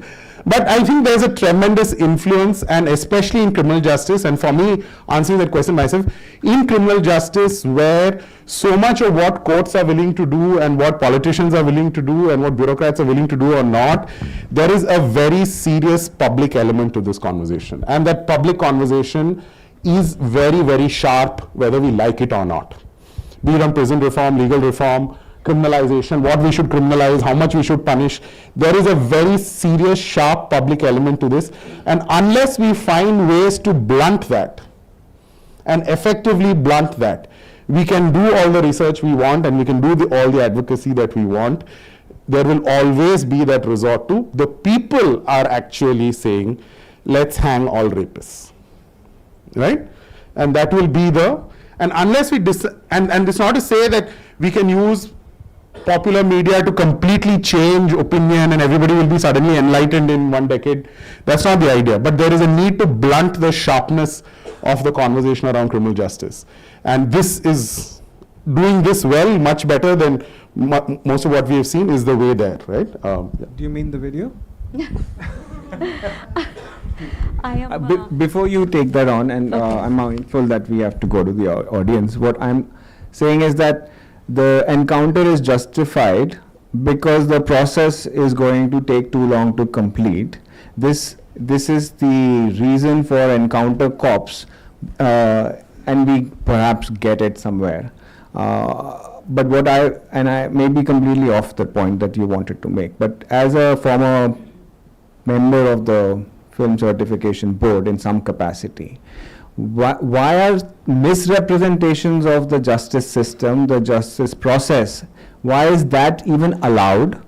Was there any discussion? Why can't we sensitize members of these bodies and so on? Because what you're essentially doing is promoting blatant impunity and violence. So how is that allowed when other things are not allowed? Right. Before I take that one on, I have to say that I really enjoyed your, so much of your, I mean, I won't say presentation, but the way you framed your argument was absolutely great. The only thing I would be very, very wary of saying that let's not get enough nuance in there, because there is so much temptation to not have any guardrails at all. Like, you go from one to the other, you swing from two extremes. And it's also, your earlier point about mainstream blockbusters as opposed to the independent, edgy, darker films. There have been fantastic mainstream films which have been really, really hewn as close to the bone as they can. I will, of course, Ardha Satya's, Anant Velankar's, Om Puri's character, and that whole scene of that torture is one which I've never forgotten. I mean, it was back in the 80s, early 80s. This one, then there was in between a middling film called Gardish, in which Amrish Puri and Akshay have a conversation about Constable. Yeah. No, I'm just so that I can very quickly bring it up to the point. Also, your question about so there is, and then Ab Tak Chappan. I mean, talking about Shimit Amin, you're talking about encounters. You have that, you have a cop who will say he actually has that as a slogan कि अभी तक इतने मारे हैं और बताओ कितने मार सकते हैं. It's like that much is a challenge, and that is really why that Nana Patekar's cop is so sort of valorized in a manner of speaking. But to your other point, where the CBFC or the board and my interventions or our interventions, let's say, to educate the members of the people who actually certify films was something of a lost cause, because the people who actually look at these films are pretty much, they are supposed to be from all walks of life, which they are, but they come to this without really having any background in the arts or having the way you look at cinema, the way you parse it, the way you look beyond the obvious, none of that. So we, during our term, which was about 10 years back now, we tried actually to put in, meetings with the people in various states. And it happened about, maybe we did 2, and then of course our term, I mean, there were things that happened and that thing got derailed. More, not so much because there was no money, but because there was a great push against this from within. Because no one really wanted, not educated so much as people who really knew what they were talking about. It was more like your local, government MP or an MLA doing you a favor, saying, "Is committee par aa jao." So what you would get is a gadi, and with that, the Ashoka symbol on your card. That's what it was meant for. So we tried actually very hard to switch that thing around so that there would be more awareness, let's say, of the issues that were being dealt with. So we started from something so basic to get to the point that you're talking about is actually absolutely ideal. But I think it's a great idea, which if this board can actually take up, it will happen. And I will also leave us with one other thing, that we as audience, we have the power. We forget that we have the power. We are the ones who are buying those tickets. We are going to book my show. We are going to the windows. We are clicking on those things. If we decide that we are not going to see this stuff, they as in the people who make these movies, will dial back so fast that it will be like you will not even believe it. So all of this is great. I mean, I'm not saying that there should not be multiple conversations happening at all levels across all stakeholders, but that is something that we need to understand, and we always forget this. We have the power. 2 quick takes and we go to the audience. One is that why are my feelings not put on the same pedestal as the feelings of those who get hurt by historical representations of historical facts. So if my feelings are also hurt by the police being shown in a certain way, or a community being shown in a certain way, why are the courts not entertaining them at equally, or the lawyers in the room? Maybe this is something we explore. The second quick take is that very simple. We should watch violent movies from other countries, and we should just boycott our own country movies that are violent. And we can go to questions after Anoop's quick response. No, just to quickly respond to Valay, I'd rather not have the government or anybody tell me that I cannot watch it because it is hurting somebody's sentiment, right? In the sense that I don't think we should go down a framework of if my sentiments are hurt about preposterous representations of the police or harmful representations of the police, I don't think that should be a basis for censorship or banning, just as hurting of religious sentiments should not. So going down, that is a rabbit hole I don't think we should go down at all, in terms of saying content-based judgment on whose sentiment is. I'd rather have Rohit Shetty make what I might consider the cop verse, right? But I think goes back to what Shubha is saying, that there has to be enough impetus for the counter also, right? I'd rather watch a court be as popular, and it was quite surprising the low numbers of people who put up their hands in an audience like this who have not watched court, right? I can only imagine what has happened to court in audiences outside this room, right? And on the cop, and again, all cop representations are not the same. There is a Jai Bhim or there is a Visaranai, we only focus on the problem. Okay.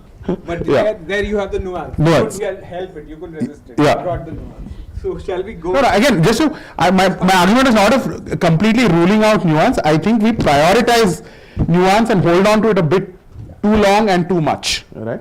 Yeah. There is a response from your second row. Just wait for the mic. Only one request, ma'am. Please keep it brief, so we can get as many voices as we can possible. Right. I'm Madhu from Partners for Law and Development.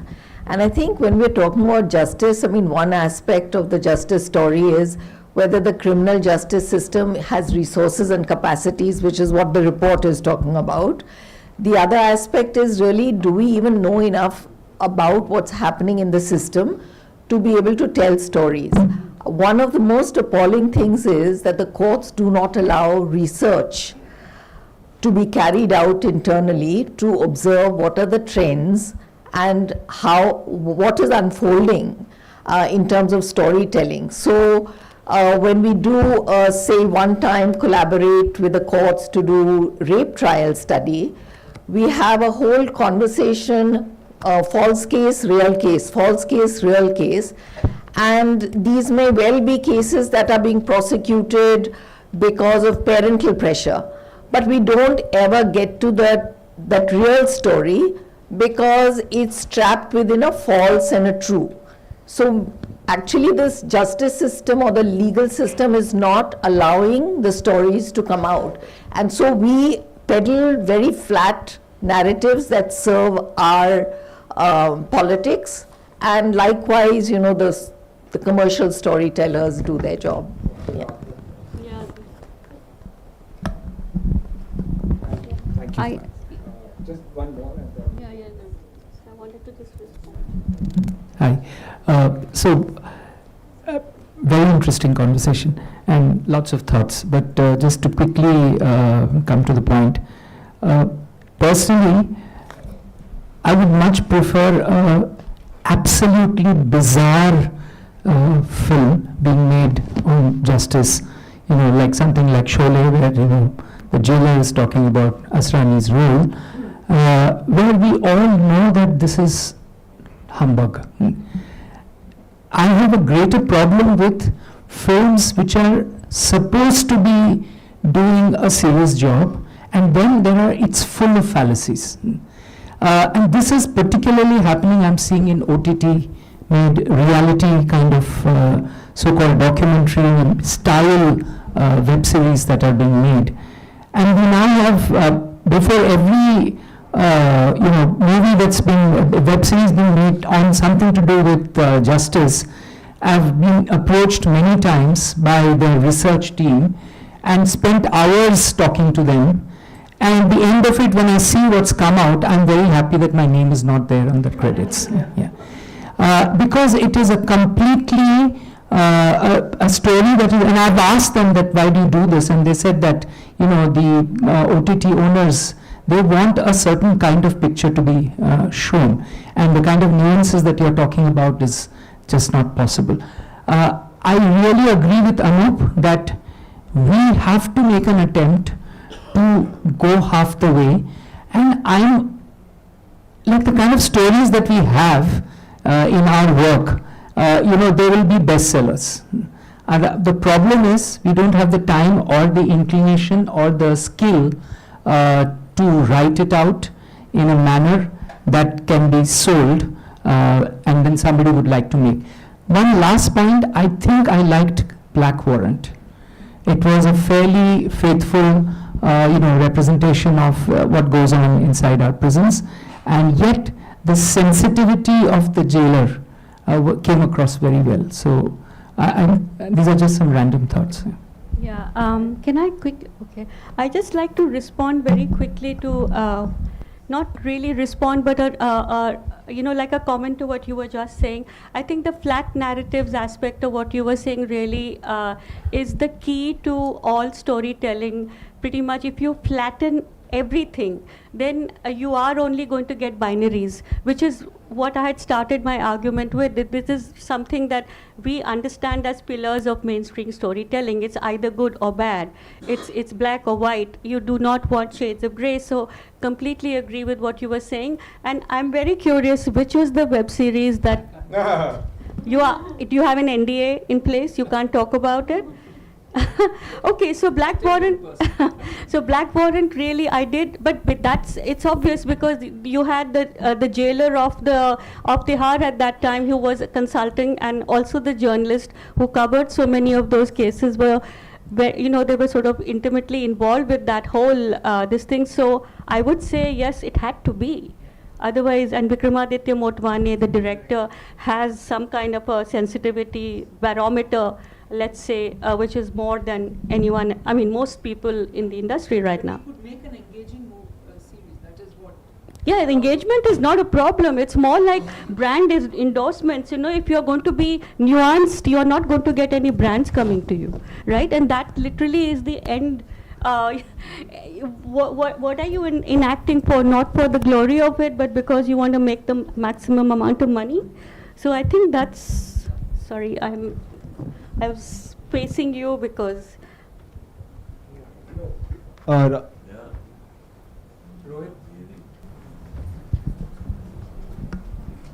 We'll start wrapping up, so keep it short. Hi, my name is Rohit. I run a not-for-profit called Awaz Leadership Labs.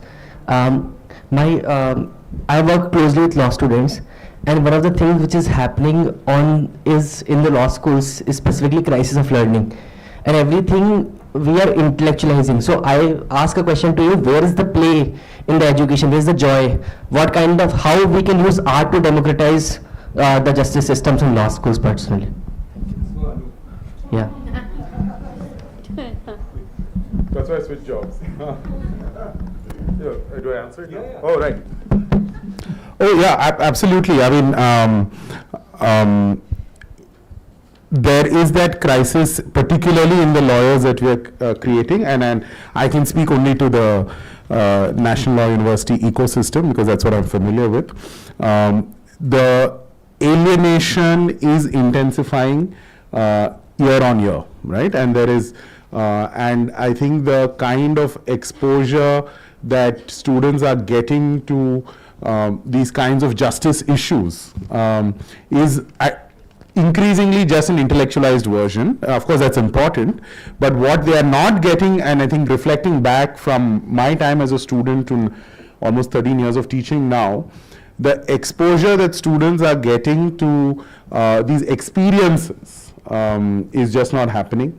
And one can think about the various reasons, structural reasons as to why, what is happening to legal pedagogy in law schools, why students are getting alienated, what is the role of the increasing fee structure, what are students interested in. So there is that, we are creating a generation of, for a lack of a better phrase, elite lawyers who don't have that exposure even during, irrespective of whatever they go on to do. I don't, as a teacher, obviously since you can't force people to go and intern anywhere, and you shouldn't, films have really been a very powerful way of getting them to get them to reflect suddenly on the intensity that hits them. So when I used to teach first years legal methods, one film that I used to always show was All Rise for Your Honor. It's a documentary. It's freely available on YouTube. Please see it, right? It's so well done, even if it's a documentary, and the kind of cases they follow and how Smith Khanna presents those cases.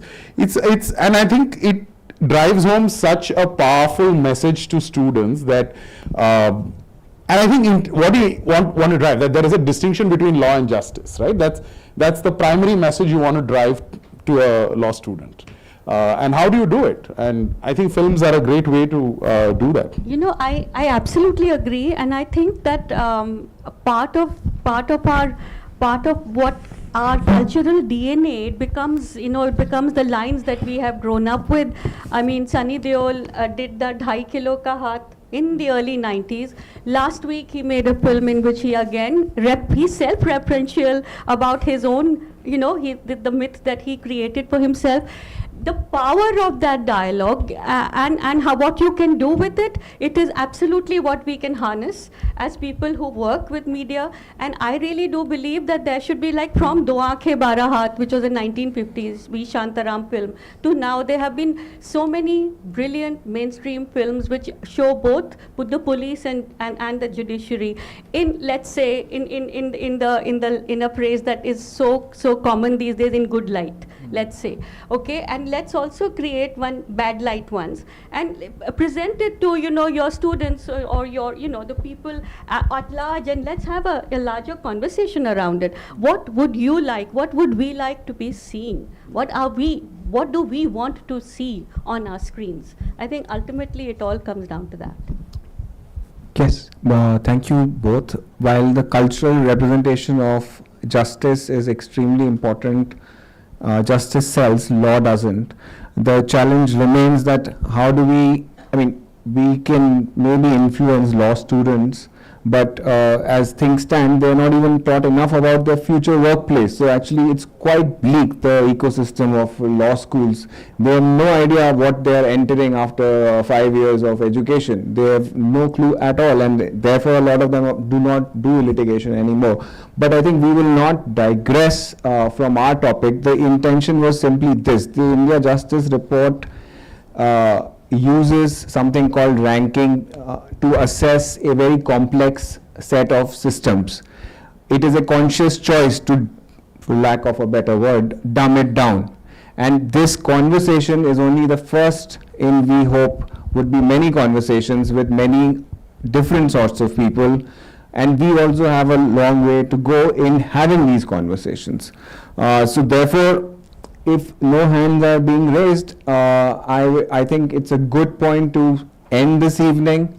I would like Nayanika to just quickly give a very quick vote of thanks to all of you who have stayed and all of you who could not make it for the launch of the IJR 2025.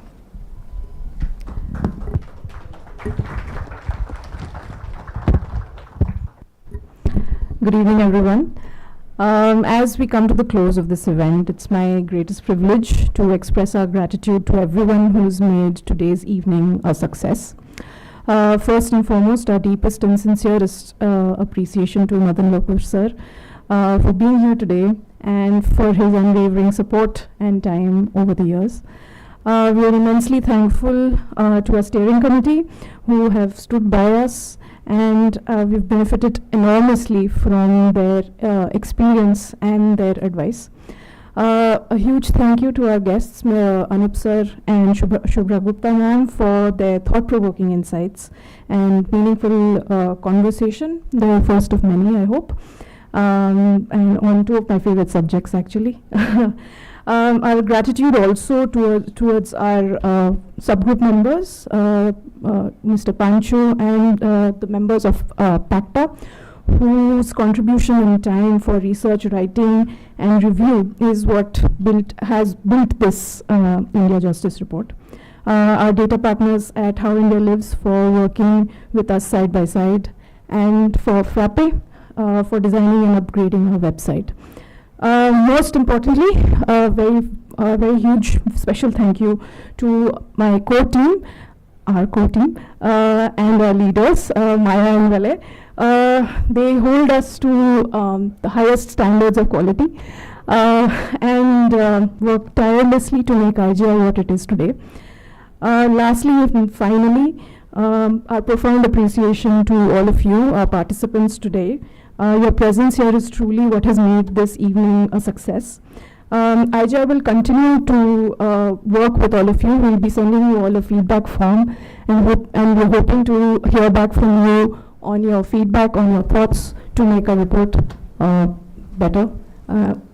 And thank you so much. Good evening to you all. It doesn't end without thanking our donors who are so good, they're almost invisible. They never bother us, they never question us. We are extremely grateful to our donors, the Tata Trust, RMP, JT Pathak Trust, Tree of Life Foundation, Lal Family Foundation, Mr. Ravi Venkatesan, Cyrus Gazdar, and others who will support us in the future. That's a threat, by the way. You have to support us. Thank you. Thank you. Thank you, everyone.